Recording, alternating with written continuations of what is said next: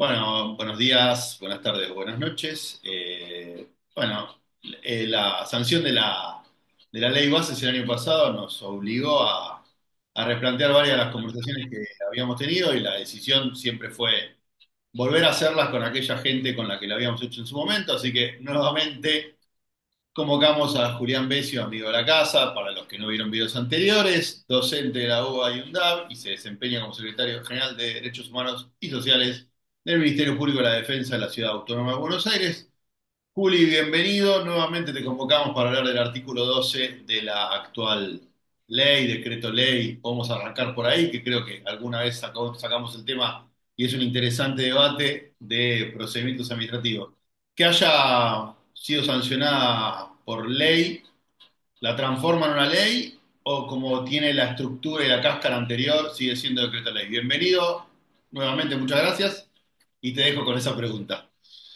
Bien, bueno, muchas gracias Martín nuevamente por la invitación en este canal como creo que ya te dije la vez pasada y te reitero ahora, te estás consolidando como el influencer de derecho administrativo, diría, lo estamos usando en varios cursos, así que Bueno, me alegro. nuevamente gracias por esta iniciativa que nos sirve a todos también.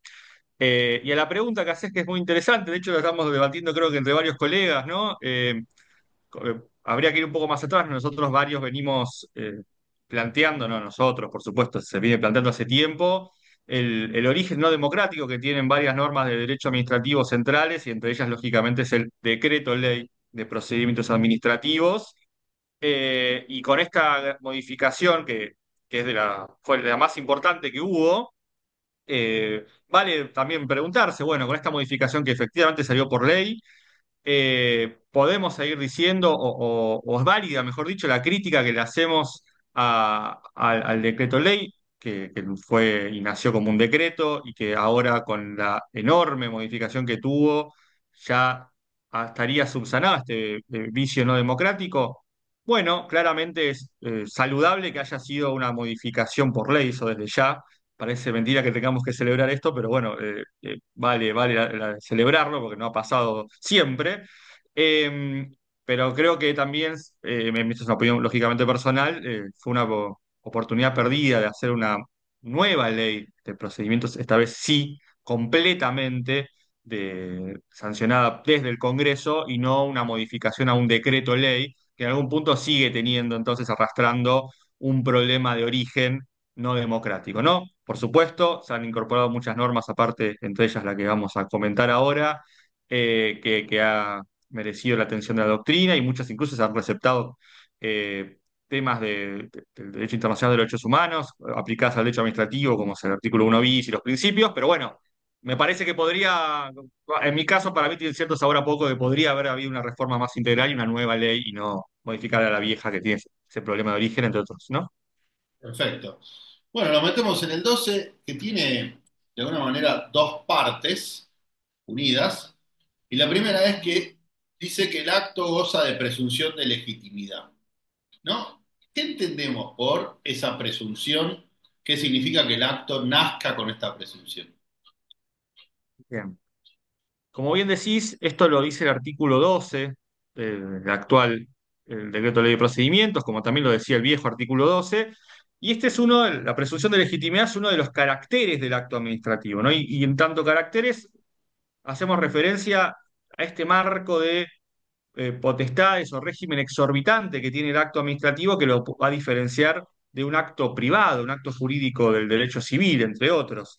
Entonces, estos caracteres, y entre ellos la presunción de legitimidad, de entrada nos van a marcar un plano diferente de análisis y de compatibilidad con el sistema jurídico, con el derecho. Muchos de estos caracteres no serían aceptables en el derecho privado y sí lo son en el derecho público justamente por la finalidad distinta que tienen ambos subsistemas jurídicos. Concretamente, en la presunción de legitimidad, lo que nos va a decir es que todo acto administrativo, en realidad toda actuación del Estado, pero puntualmente todo acto administrativo, se presume legítimo, o sea, se presume sancionado acorde a derecho, lo cual en algún punto es necesario, porque la verdad es que si no fuese así, todo acto, toda actuación, toda conducta del Estado podría ser a priori cuestionado, puesta en duda, y eso podría generar una virtual parálisis del Estado, ¿no? Así que esta presunción de legitimidad, que reitero es propia del régimen jurídico exorbitante que tiene el derecho administrativo,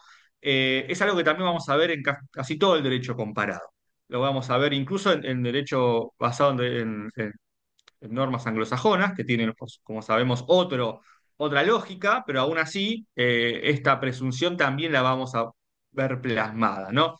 Y esta presunción, además, admite prueba en contrario, no es una presunción iuris et de iure, sino que es una presunción que puede ser desvirtuada y que nuevamente se coloca justamente para que el Estado pueda funcionar, no haya parálisis y, llegado el caso, eventualmente si se discute, será una instancia posterior, ¿no? Así que esta autotutela declarativa que tiene el Estado de poder dictar normas, actos, y que esos actos sean considerados de entrada, ab inicio, como legítimos. Bien. Es decir, si el acto no es atacado en los plazos correspondientes, y paso el chivo, podemos ir a ver el video de Fernanda Maciel al respecto, que también tuvimos que grabar otro. Eh, si no es atacado en los plazos correspondientes, como nació legítimo, si pasan esos plazos de testeo a priori, queda legítimo, ¿no? Exactamente, si el acto adquiere estabilidad, como uno podría llegar a decir, por más que sea incluso un acto irregular, la presunción de legitimidad va a hacer fuerza y va a hacer que el acto se tenga que aplicar. Ni Claro, siquiera es incluso una duda si la administración puede o no puede aplicarlo. En la medida que tenga la presunción de legitimidad, va a tener la obligación de estar aplicándolo. O si considera que es irregular, la obligación en contraparte de intentar revocarlo, ¿no? Pero no va a poder dejarlo ahí en expectativa ni en un lado ni en el otro. perfecto.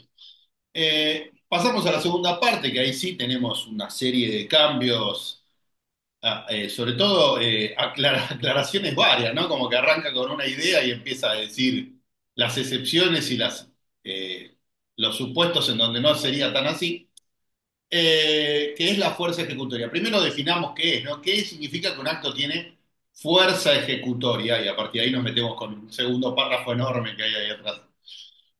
Bien, perfecto, sí.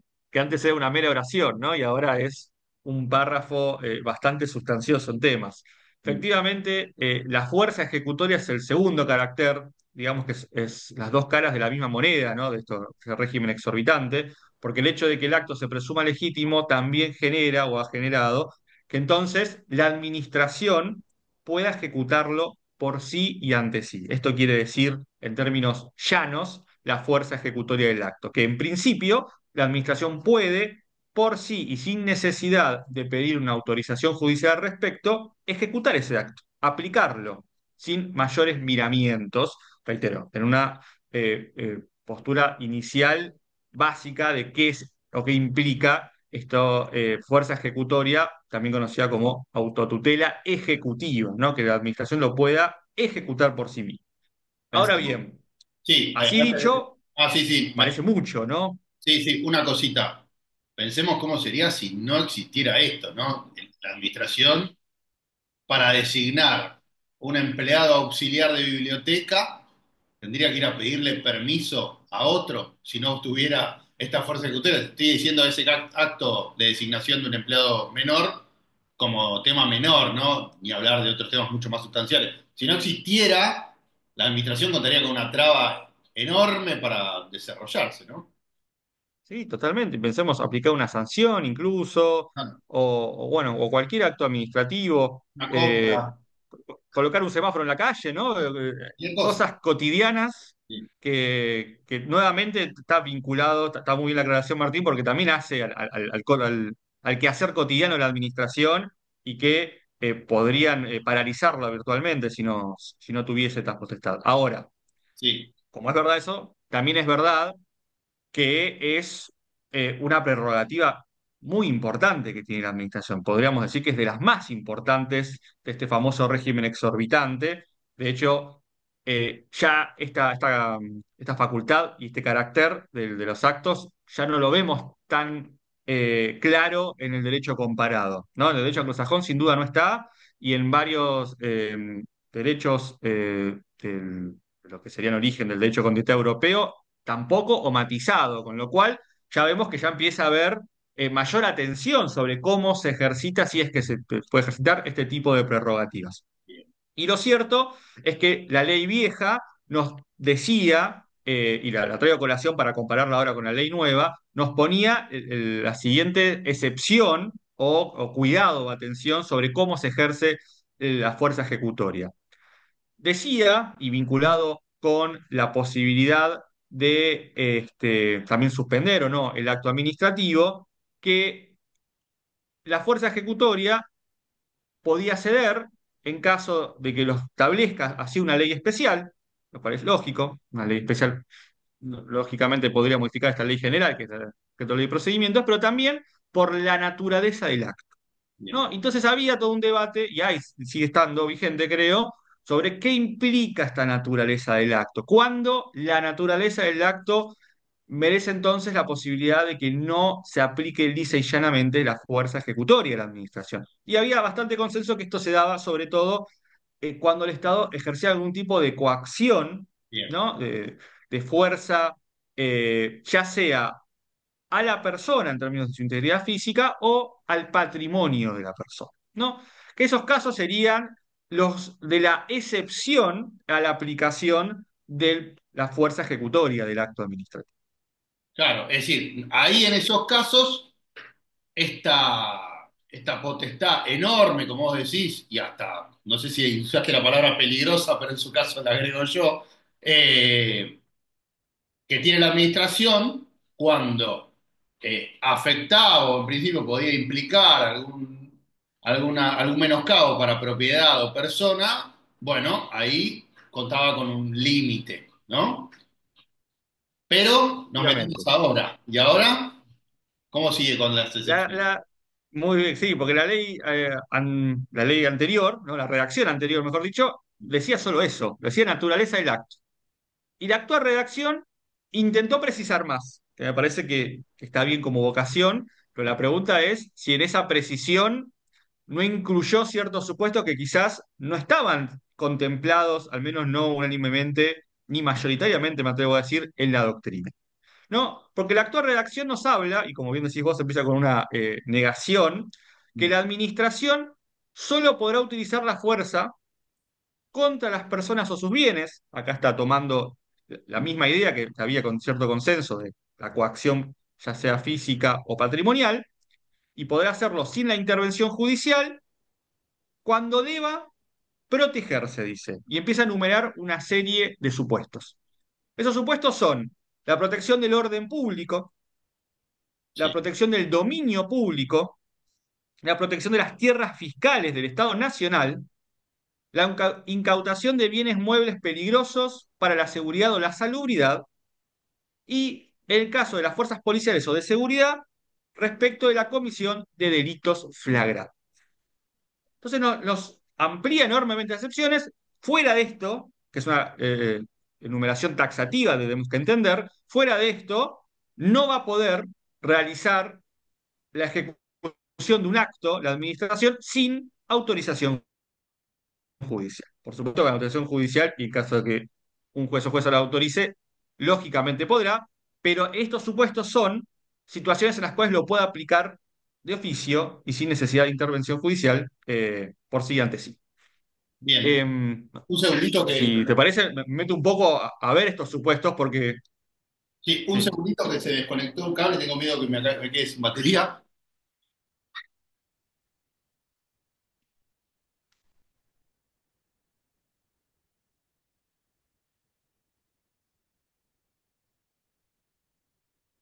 Ahí estamos. Esto no había pasado nunca, pero la siempre verdad, nos pasa algo, ¿eh? sí, sí. Ahí está. Pero bueno, ahí está. Bien, metámonos entonces. Te estaba escuchando mientras estaba pensando en lo del cable. Metámonos a desarrollar este punto entonces. Va. Las excepciones a la no ejecutoriedad del acto, podríamos decir de una manera, decía, son mayores a las que había en consenso doctrinario previamente, o por lo Bien. menos mayoritariamente. Es decir, retomemos. Sí, Antes no decía nada, pero había un consenso mayoritario doctrinario que decía, ojo con esta aplicación de la fuerza ejecutoria, y ahora que sí se detalló, se corrió el arco, ¿no? Un poquito. ¿Sería así? Un poquito, se ensanchó el arco, podríamos decir, ¿no? Como que hay más espacio para patear la pelota, Se siguiendo la agrandó el metáfora. arco. Se agrandó el arco. Eh, Sí, porque la realidad es que si tuviésemos que buscar alguna norma, por ejemplo, local, en la cual se recogiese ese consenso doctrinario jurisprudencial que había sobre qué implicaba la naturaleza del acto, lo veíamos, por ejemplo, en el artículo 12 de la Ley de Procedimientos de Cava, que justamente decía y establecía y sigue estableciendo, lo sigue diciendo, que se podía o se puede ejercer la fuerza ejecutoria, ¿no? El ejercicio de la fuerza ejecutoria del acto administrativo cuando sea en defensa de dominio público, de un bien de dominio público, de un edificio que amenace ruina, ¿no? Que por ejemplo se está por derrumbar y entonces requiere una intervención urgente del Estado en eso, le gusta al particular o no, cuando esté en peligro el tema de salubridad o de higiene, ¿no? Por ejemplo, un foco infeccioso, un foco de residuos peligrosos, y también se incluía por fuera de esto, pero que estaba contemplado y está contemplado en la ley de expropiaciones, la llamada expropiación temporánea anormal, ¿no? Esa decisión que hace el Estado, muchas veces previa a expropiar formalmente por declaración, temporariamente. Creo que Mario citaba este ejemplo de cuando el policía para a alguien en la calle y le pide el auto, ¿no? Esa sería como una expropiación temporaria normal, ahí sería una fuerza ejecutoria eh, in situ de la situación, pero eran ejemplos muy acotados, ¿no? Muy limitados, y lógicamente era así, nuevamente por la envergadura de la potencia que tiene esto en términos de prerrogativa. Ahora bien, el nuevo artículo 12, nacional, recoge estos mismos ejemplos, pero suma algunos más, Bien. porque una cosa es decir la protección del dominio público, que es lo que había consenso, y otra cosa es además agregarle tierras fiscales del Estado Nacional, porque esos son dominio privado del Estado. Entonces incorpora una parcela del dominio privado del Estado a la posibilidad de ejecutar un acto. Pensemos, por ejemplo, quizás un desalojo administrativo, ¿no? Que es lo que quizás le viene a uno a la cabeza cuando piensa en las posibilidades de aplicación cierta de estos. Antes, para un desalojo administrativo, salvo que sea de dominio público, se requería la intervención judicial, la autorización judicial. En este caso, para tierras fiscales, parecería ser que no. Ni hablar cuando nos habla además de proteger el orden público, que es un concepto jurídico indeterminado muy amplio, y habrá que ver cómo lo interpreta tanto el Estado como el eventual control judicial, el límite a esa interpretación. Porque así dicho, al menos para mí me parece muy genérico, y la verdad que son muchos los supuestos, reitero, para aplicar una prerrogativa muy potente, muy fuerte del Estado. Eh, lo de la incautar bienes peligrosos por temas de salubridad, reitero que ya estaba. De seguridad, quizás ahí puede haber también una cierta amplitud, pero creo que con una interpretación, digamos, lo más parecido a lo que veníamos haciendo, debería poder resolverse. Y la parte de delitos flagrantes, de casos de seguridad y fuerza pública, en rigor de verdad también ya estaba, pero estaban los códigos procesales penales. Claro. También ahí no sé bien si en términos de técnica legislativa está del todo correcto que esté acá. Ya estaba, que aparezca también en el artículo 12 de la ley de procedimientos, me parece que mezcla un poco las cosas, pero en fin, y al fin y al cabo no es que suma nada nuevo. Lo principalmente que se suma es esta idea de proteger el orden público como habilitante al ejercicio de la potestad de ejecución del acto, fuerza ejecutoria, y tierras fiscales, ¿no? Me parece que ahí son como los datos más nuevos y relevantes, y que habrá que ver cómo se interpretan, sin dudas, y para hacer una interpretación armónica, si el artículo 1 bis, ahora nuevo 1 bis, incorporó una serie de principios aplicables al procedimiento administrativo, de los cuales muchos sabemos que tienen raigambre constitucional y convencional. Con una interpretación armónica de eso, debería también limitarse mucho el margen interpretativo de qué entendemos por orden público. Lo que voy es, deberían ser la menor cantidad de casos posibles para habilitar esto. Si no, ahí ya vamos a entrar en incompatibilidades constitucionales y convencionales, me parece. Perfecto.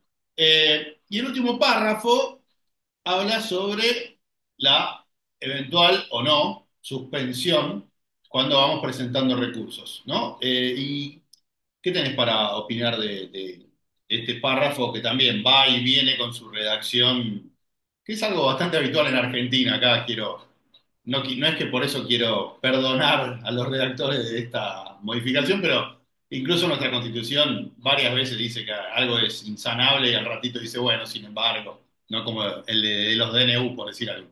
Sí, ¿Qué sí. tenemos para decir en el último, en el párrafo de las suspensiones? Bien, el último párrafo agarra, digamos, lo que antes decía la última oración del artículo 12, que hablaba sobre la posibilidad de suspender la ejecución de un acto administrativo, una posibilidad que tiene la administración, porque el principio general es que la interposición de un recurso, o sea, cuestionar un acto, no implica la suspensión de ese acto, de la ejecución, No. justamente por su presunción de legitimidad. Entonces, hasta no desvirtuar la presunción de legitimidad, no habría razón por la cual el acto no se aplica, ¿no? Entonces, viene a jugar un poco con esto. Acá entra también, y no me quiero extender e irme de tema, pero influye y gravita el tema de las llamadas cautelares autónomas y qué puede hacer un particular frente a un acto que no le suspenden, que entiende que es ilegítimo, que lo está impugnando y aún así se le está ejecutando, ¿no? Todo ya un tema procesal al respecto muy interesante, pero poco nos iríamos de tema. Lo que sí me parece relevante señalar es alguna modificación que también ha sufrido esta última parte con un nuevo párrafo entero al respecto, ¿no? Porque si bien mantiene esta idea de que no se suspenderán la ejecución de los efectos,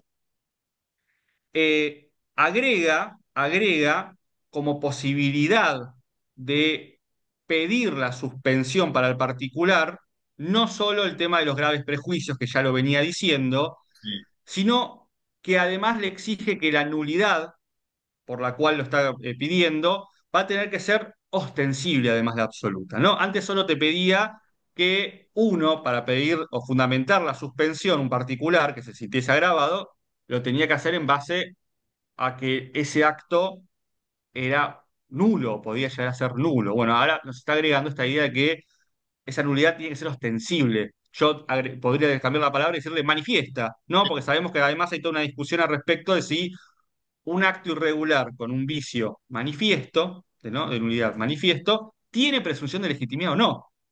Hay un importante sector de la doctrina que ha postulado que no, que un vicio manifiesto del acto no conlleva la presunción de legitimidad, le hace caer. De hecho, hay un fallo que dice exactamente esto, ya lo sabemos, que es el fallo Pustelnik. sí. Ahora bien, no ha sido un fallo muy recurrentemente usado, quizás ha quedado por el momento, no sé si solitario, pero no con mucho otra jurisprudencia que lo acompañe. El fallo está, por supuesto, y también está la complejidad de, bueno, cuándo consideramos que es manifiesto o no. Ahí termina nuevamente ser un problema de interpretación. Pero creo que esta modificación sí retoma un poco esta discusión que había sobre el vicio manifiesto o no manifiesto. Bien, entonces, ya nos contaste un poco tu opinión respecto de la general, respecto de la oportunidad perdida. Eh, ¿Qué podemos decir entonces del nuevo artículo 12? Sobre todo la fuerza ejecutoria, por el otro está igual. En principio, con la vocación de aclarar, quizás, y esto lo dejo más a que me lo conteste vos, porque en realidad lo que me importa es tu opinión y no la mía que estoy acá preguntando. Se ha excedido en esa aclaración, ha ampliado el margen, como dijimos antes, y quizás hubiera sido mejor mantener los límites del artículo 12 de Ciudad de Buenos Aires. ¿Cómo lo ves? Bien. Y yo creo que la verdad que este artículo modificado genera una situación medio paradojal con la reforma de la ley entera, ¿no? Porque la verdad es que uno leyendo la reforma de la ley, en algún punto puede deducir que lo inspiró, ni siquiera hace falta deducirlo, un poco fue también la declaración del Ejecutivo cuando lo presentó, de limitar las potestades estatales, ¿no? De acotar las potestades estatales por distintas razones, que obviamente como todo es opinable, pero fue el espíritu que impulsó la modificación de esta ley. Ahora, eso se condice en casi todos los artículos, Bien, salvo en este, porque en este caso estamos viendo que las potestades estatales, lejos de haber sido reducidas, han sido ampliadas incluso por sobre lo que entendía la misma doctrina, con lo cual este artículo creo que desentona en algún punto con el espíritu mismo y declarado de la reforma de la ley. Y dicho eso, me parece que va a requerir un importante trabajo de toda la comunidad por un lado, la comunidad académica, por supuesto también quienes sean los operadores jurídicos de esto, y me interesa mucho ver cómo lo va interpretando la Procuración del Tesoro de la Nación, pero también del eventual control judicial que pueda suceder en base a la aplicación de este artículo. Reitero, porque hay sobre todo un concepto jurídico indeterminado, como es orden público, que si no lo precisamos un poco más desde ese lado, puede dar lugar a situaciones problemáticas, que está bien que puedan ser interpretadas y sobre todo interpretadas a la luz de un sistema constitucional y convencional como es el nuestro, ¿no? Perfecto, Juli. Bueno, te agradezco un montón. La gente no lo sabe o no lo sabía hasta ahora que lo voy a decir, pero esta es la segunda toma que hacemos de esto porque tuvimos un montón de dificultades, así que te agradezco doblemente tu participación en esta charla. Y bueno, nos estamos viendo por ahí. Bueno, un gusto como siempre que estés acá. Bueno, muchas gracias, Martín. Hasta luego. Abrazo grande.